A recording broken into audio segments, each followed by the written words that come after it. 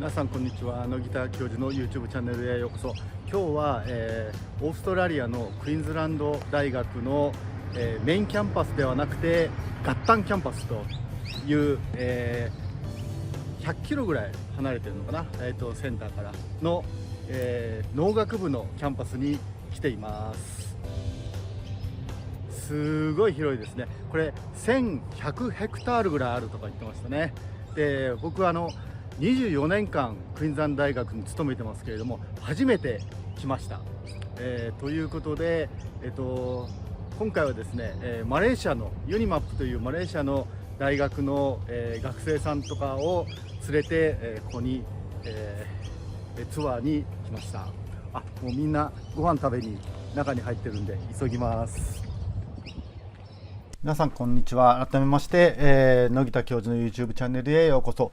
今回はですね、大学生活97ということで、食料自給率 200% の豪州の大学農学部に潜入、クイーンズランド大学ガッタンキャンパス訪問ということなんですけれども、オーストラリアのですね、食料自給率はカロリーベースで 200%、 生産額ベースで 128% だそうです。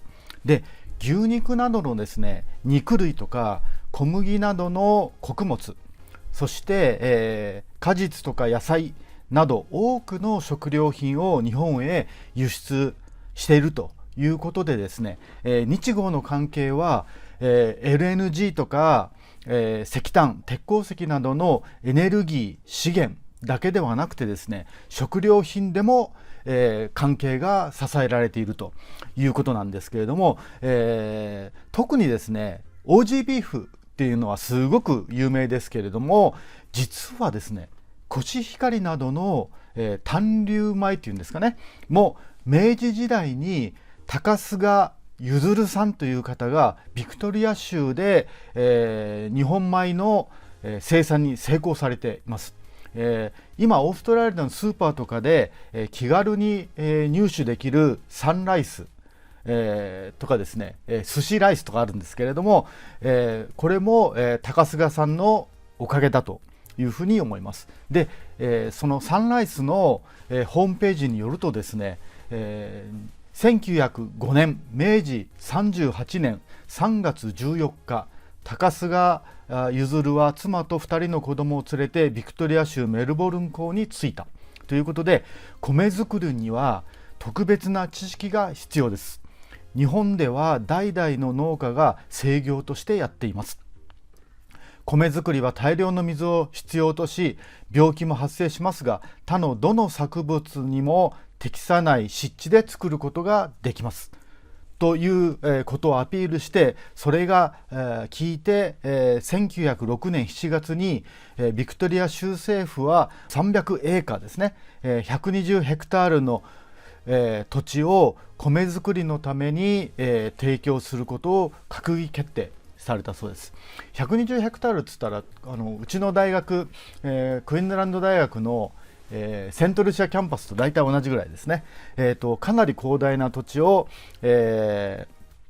農作することを、閣議決定されたということで、その後ですね、いくつかの失敗があって1911年、日本から輸入した25種類のもみをまき、3種類の収穫ができたということで、朝鮮5年目の初成功だったということで、読み物としてですね、次の2つの本を、僕は紹介します。これは一つは、松平美奈さんの女の一粒ということで、オーストラリアの歴史に名を刻んだ、高須賀穣、夢を追った人生と家族の愛の物語ということで、これなんか賞を取ってるんですかね。もう一つはですね、ずいぶん前の本なんですけれども、澤田よし子さんの、ブラウンハット、オーストラリアの大型米作りということでですね、これは第3回ノンフィクション朝日ジャーナル大賞受賞作ということで、南半球オーストラリアの米作地帯を取材して、豪州米の製法と生産システム、主婦の立場から優しくリポートするということで、オーストラリアの米作、米作に関してはそのような本を読むのは非常に面白いなというふうに思います。ということでですね、オーストラリアの大学というのはこの食料生産を支えるオーストラリアの農業、畜産業の人材育成と研究を担う、ということで、農学部とですね獣医学部っていうのはすごく充実してるんですよ。で、うちの、クイーンズランド大学もその2つの学部、農学部と、畜産じゃなくて、獣医学部ですねはすごい人気があって、入るのも結構大変なんですよね。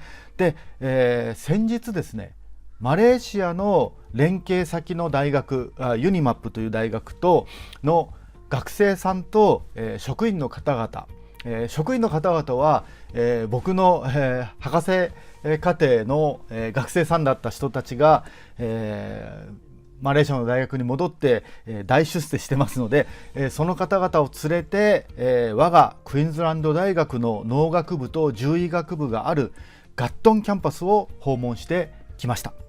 で、ガットンキャンパスはブリスベンの市内から約100キロぐらい西に、ありまして、敷地面積はですねメインの、セントルシアキャンパスの10倍の1100ヘクタールの、広大なそして肥沃な土地にあります。で、その歴史は古くてですねクイーンズランド大学自体の設立は1909年、なんですけれども、それよりも前にですねクイーンズランドアグリカルチャルカレッジとして1897年に設立されたそうです。で、ガットンキャンパスではですね約2000人の学生と500人の職員がいるということで、ガットンの町自体の人口が5000人ぐらいだったので、約半分ぐらいが大学関係ということになっているぐらいの規模なんですね。で、僕はですねクイーンズランド大学に1999年からポスドクとして働き始めましたけれども、ですからもう24年間働いてるんですけれども、実はガットンキャンパスに行くのは今回が初めての訪問でした。で、キャンパスツアーはですね、キャンパスめちゃくちゃ広いので、ビルがあるところだけではなくてですね、車に乗ったまま、ガッタンキャンパスの農学部の優秀な学生さん2人に、ガイドをしていただきながら、中を見て回ったということで、これね次回はですね九州大学のね、農学部の学生さんたちを連れてこのぜひね採訪したいなというふうに思いました。ということでこれから、ちょっともう英語ですけれども、ビデオを撮ってきてますので、そのビデオを、ご覧ください。ですね、ここは、UQ の、ガッタンキャンパスですけれども、1000ヘクタールあって、2000人の学生が3000、2000 2000人の学生がいるそうです。ということで、今回Everybody in Japanese? That's okay? Hello. 今回紹介して、くださっているのは、both Nick and Nick 学生の、レプレゼンタティブということで、すごく優秀な学生さんが、このキャンパスを、マレーシアの学生さんを、連れて、ツアーをしてくださっています。キャンパスです。図書館だけど、図書館の前にスネークに注意しろっていうのが、これは本当のスネークみたいですね。結構注意しないといけないのかな。すごい、キャンパス自体も綺麗で広いキャンパスです。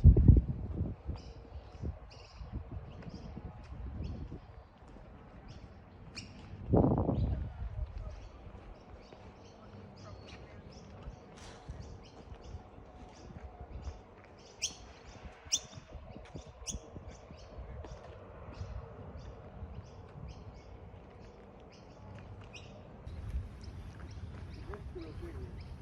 ャンパスはすごく綺麗ですね。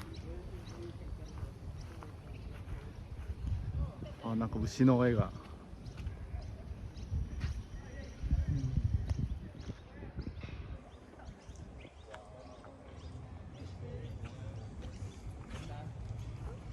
これは学生が食事をする場所だそうです。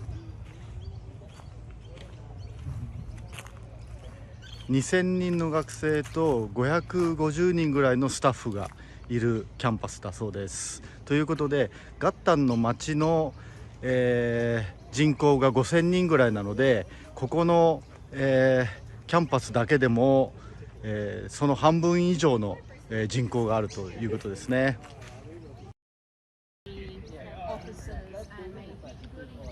今一番いい季節ですね。ジャカランタの花が咲いてて、こちらのキャンパスもすごく美しいキャンパスですね。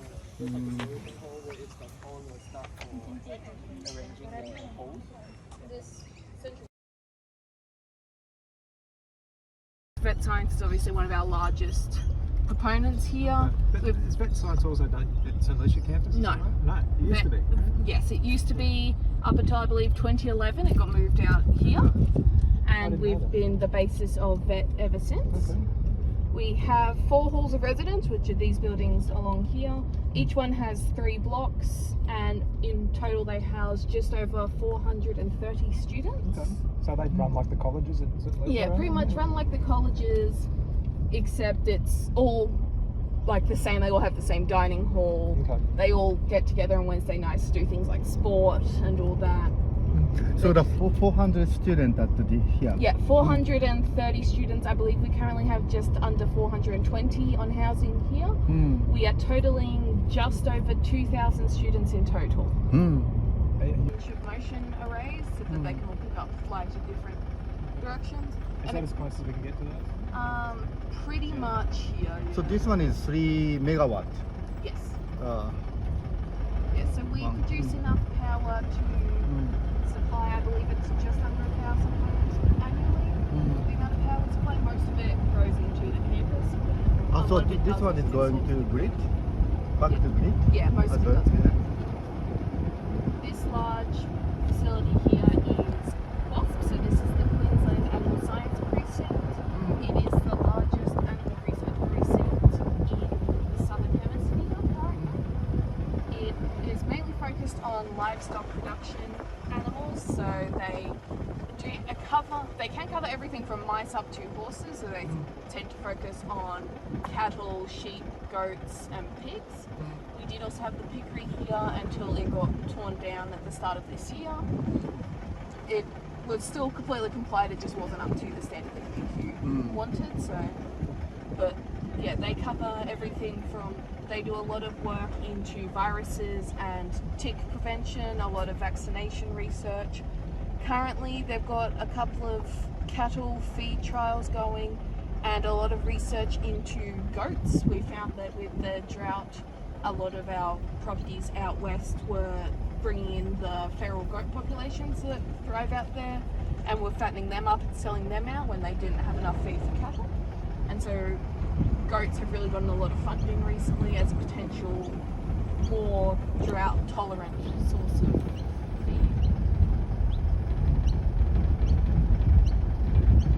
They've also got in there, they've got rooms that are completely climate controlled, so they can do things like heat stress, drought stress and flooding trials. Just based in a climatized room, they can adjust the humidity levels, rain levels, temperature, so that we don't actually have to wait for those environments to occur naturally.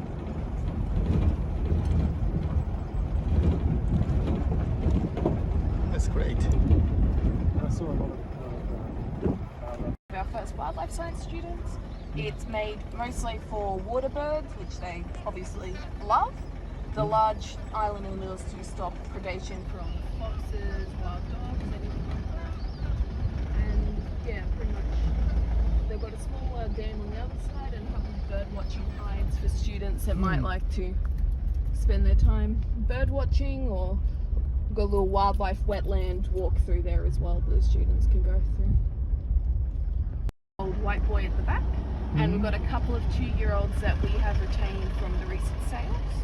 So we sell the horses out as 2-year-olds into industry. We do a big auction every year online. So horses, for what reason? Is that not livestock? So is that for horse racing? Not horse racing, isn't it? No, so thoroughbreds are standbreds you may breed for racing. These horses are stock horses, so they're really good for a range of different things. Mostly they get used for things like mustering work. People use them as like just riding horses. They work quite well as jumpers and show horses as well. So yeah, a range of different things. Yeah, the boy out the back with the massive white blaze is one of our 2-year-olds. Pretty much everyone else is a 1-year-old, and then the old white boy is Preston, and he's pretty much our babysitter. Wow, so you recognize that each horse is, that's great. I spend a lot of time in this equation. Straight ahead. So how many horses this campus have? Yeah, just under 100 currently. 100. So we've got the ones in here are privately owned, these little yards. So a couple of them, 2 of them are owned by students, and then we've got 2 stallions in here as well. And they're our current breeding stallions. One of them's owned by the university, one of them's privately owned. This is our youngest breeding colt, so he's just turned 4 years old. He's rather than an OP score or an ATAR score, and so it's much more simple that way, and it kind of shows that, you know, students are able to like self-study. They're fine with doing dissections and anything else that they may have issues with in vet science, because it is a 5-year degree and it is a lot of work. So this is our small livestock area. It houses crossbred and Angora sheep and crossbred boer goats that we use mostly for reproduction trials. So this is not for wool, but more meat.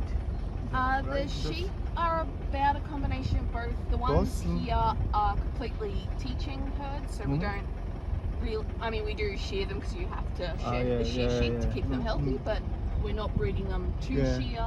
It's really for the students, particularly the vet students and the animal science students, to learn how to do things like flip a sheep. It's quite difficult to do. Sheep can weigh up to 80 kilos, and a lot of our vet students don't. Yeah, because I saw that 500 sheep at the Warwick Solar Farm. They said that they are for meat. Sheep are really great with solar farm. It is one of the old potato storage facilities, so pretty much a giant hole in the ground with a little bit of a roof that can be used to store things like root vegetables, particularly during World War II, which is when that one was built. Really easy way to store things without needing to use up air conditioning or like chilling in any means where it might not be all that available. So a lot of the trails you'll see through here, we will have like gaps in between the fields. It might not look like the most efficient use of space, however it is necessary to stop the overlap between the trial fields. We don't want seeds from this person's trial jumping into the next person's and either growing things there. We do also have a couple of trials around here that are biosecurity issues. We do a lot of GMO trials for things, and anything that has a wild counterpart or that is able to spread quickly, which a lot of our like fodder grasses and large pasture grasses can do, has to be fully contained and not allowed to have any other plants within, I believe it's a 10-meter path around it, just so that those things do not spread out while they're still in the testing facility. So normally that's all done in this little fenced off area, keep it a bit more protected and well managed. Currently I am not sure what that crop is. It looks like some sort of maybe ryegrass. Yes. Yes, we always must. It's a bit interesting that our flowers always seem to bloom about 2 weeks before the ones in Gatton do. And I don't know why. It's something to do with just the slight temperature changes that they're there are actually quite significant changes in these zones, and the ones on my property would include to where the half an hour. Yes, we must stick with the UQB, but we do also have Jack Ravens in all of the local towns, so they go quite well. Yep, so pretty much the river cuts right around this area and then heads further west. So this house also the UQ property? Yep, so these are all private houses back before you started purchasing up the land. Nowadays, that one's mostly used for storage. I believe a couple of them that are around are used for teaching, and the farm management team also live in a couple of the ones around because they have to be here year round, particularly the people working that manage the cattle. It's all wheat, is that right? Yeah, a lot of wheat trials. Wheat, It's getting a bit dry for a lot of our other crops to really work well. Although we do have these kind of roofs you can see over sections. yeah. So they are actually built for drought trials.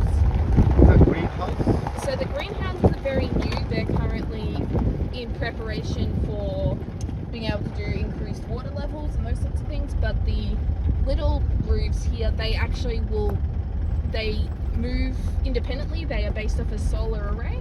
So if they start to get cloudy overcast, they expand out, which is why they're pretty expanded currently.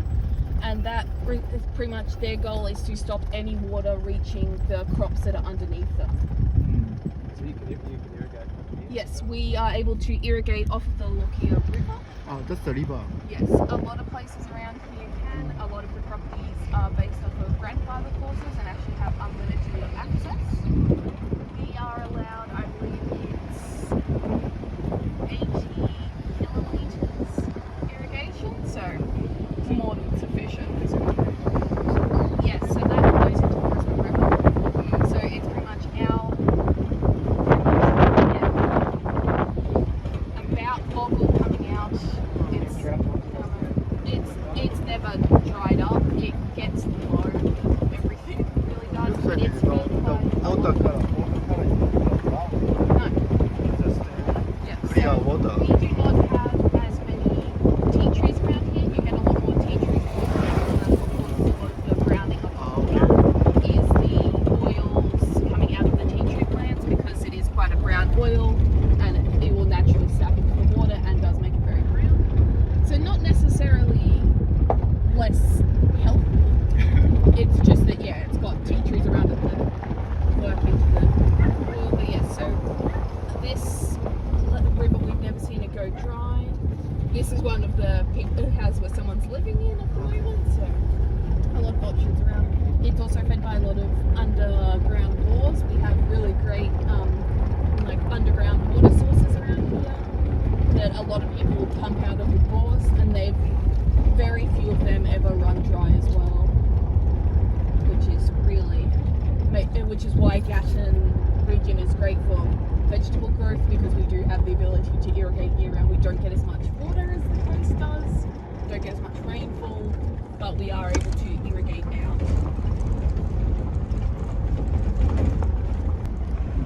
So that is our post-harvest building. So they'll do things like they'll go through and harvest the wheat.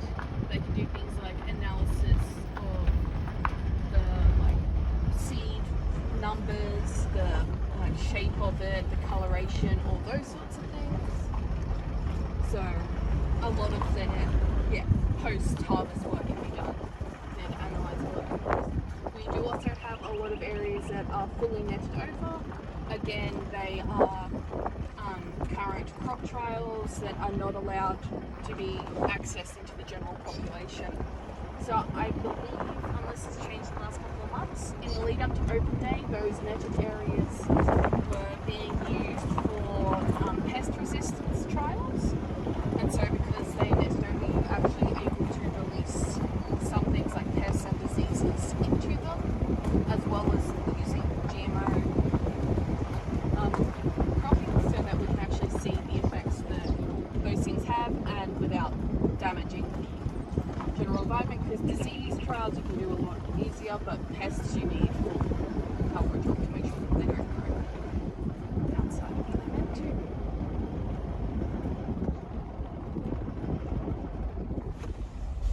A lot of the land between Gatton and Ipswich is owned by the university. A lot of it we lease out for farmers to use, but pretty much all the cropping land, with the exception, all the cropping land up until around Marburg or Plainlands is owned by the university, with the exception of like West Vet's facility and stuff, they all privately own, but a lot of the farmland is, and it's just either leased out or on long-term arrangements, and then a lot of it in towards Gatton, we've got a lot of paddocks around. Yeah, pretty much anything that's got little field trial things is all ours. That's amazing.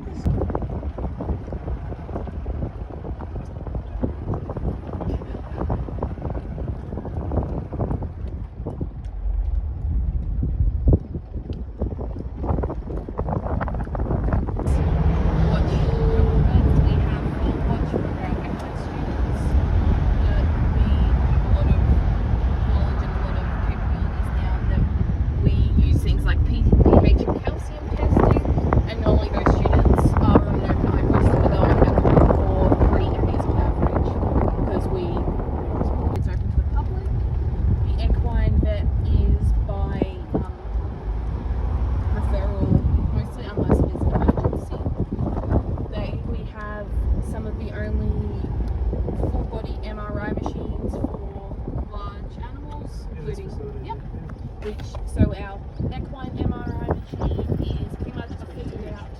It's a shipping container. It's a shipping container. It's got all your like lining on the sides for all your things. We go in, we type the horse in, we leave, you get the photos.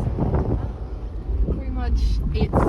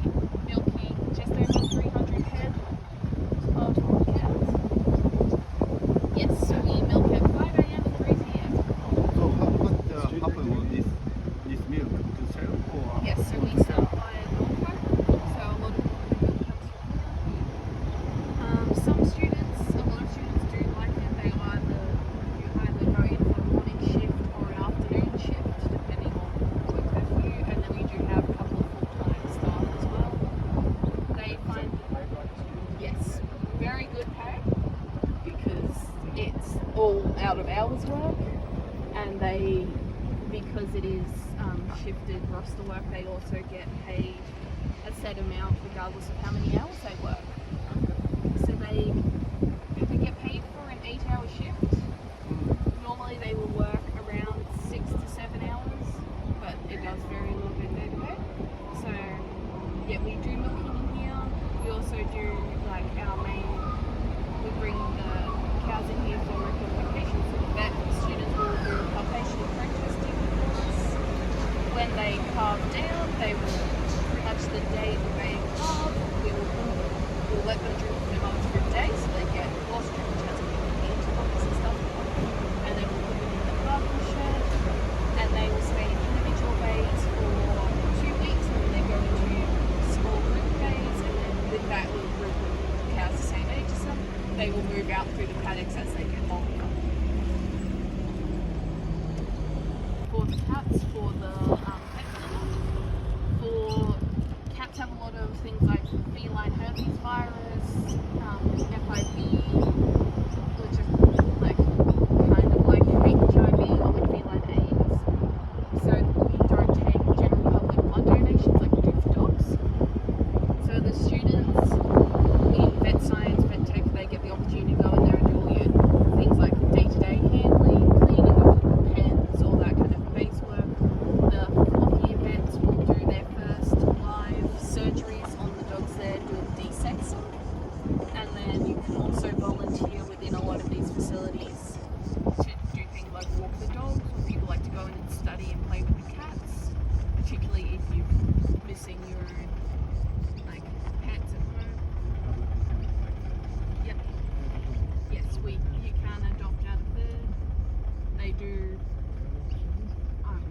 around campus for the air conditioning mostly, so that they don't have to worry about using energy to cool the water once it reaches the air conditioners.